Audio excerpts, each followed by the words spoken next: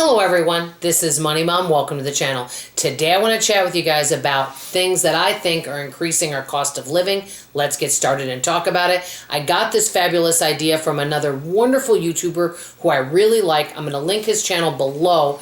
His name is Austin Williams. Fabulous young man, brilliant, gives a lot of wonderful tips and tricks. So let him know Money Mom sent you. I'm going to get right into my list. There is some overlap into what I'm saying and what Austin is saying, but our lists are a little bit different. So the first one I put down for things that are increasing our cost of living is shrinkflation. I know I recently mentioned about seeing pumpkin bread that used to be $2.50 a loaf and it was a little thicker. Now it's a thinner piece of pumpkin bread. I thought it was $4.50, but it was for $4.95. I can basically make 2 loaves of pumpkin bread for $5. And so that is an example right there. You know, chips and all sorts of things that we don't need, cookies and all of that are now in smaller packages. And so that is something that I've definitely noticed, but we can all make different purchase decisions. Next, I put down our services. You know, there's so many services out there now that we didn't have when I was young. And so we have to decide, are these services worth spending money on? And it could be any type of specialty service. Could be a bug service, a cleaning service, all different kind of technology type services. There's more and more of them, and they are raising their fees. So are they worth the cost? Do you feel like you're getting value? If you are, great, keep them. But it's something to at least think about. Next, I've noticed, and I'm going to use my father as an example because I recently got back from Phoenix, Arizona to visit my father.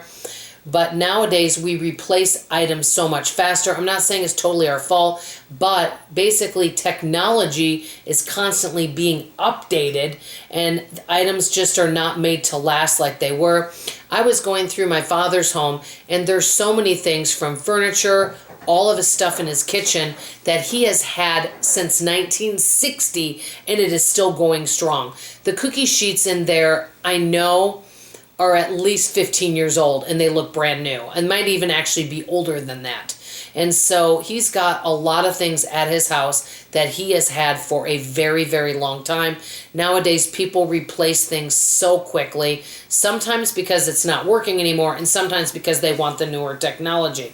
Next would be fast fashion or kind of inexpensive clothing, that pills, it doesn't last long in the wash and so they're replacing it. That's something else. When I was going through my father's closet, there were tons of clothes in there that he was still wearing from the 1980s. He even had a shirt from the 1970s. He doesn't really wear it very often that he can still wear.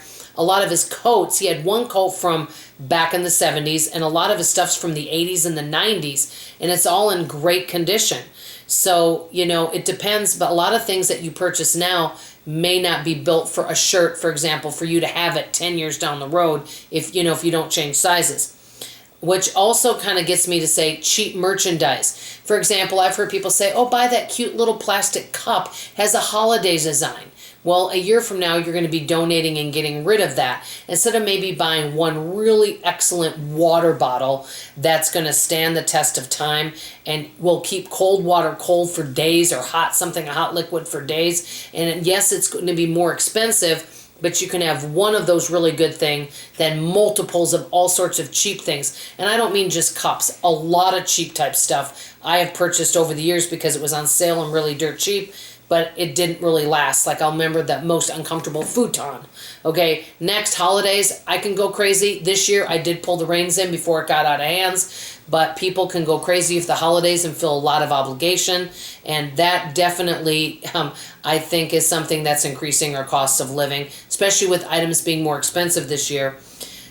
Next, convenience, everything. And I wrote down one thing, and it does look like really nice, but like priority boarding on an airplane would be one. Some people think it's worth it, especially if you travel a lot.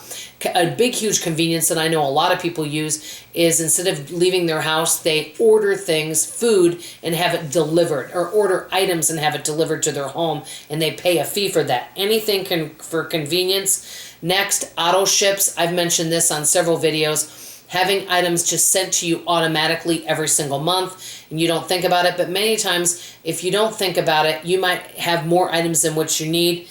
Another thing that I put down is just, and I think Austin mentioned this too, is that we just have so many choices and we can go into a sense of overwhelm thinking we need everything. Last but not least, I've already kind of touched on this, technology.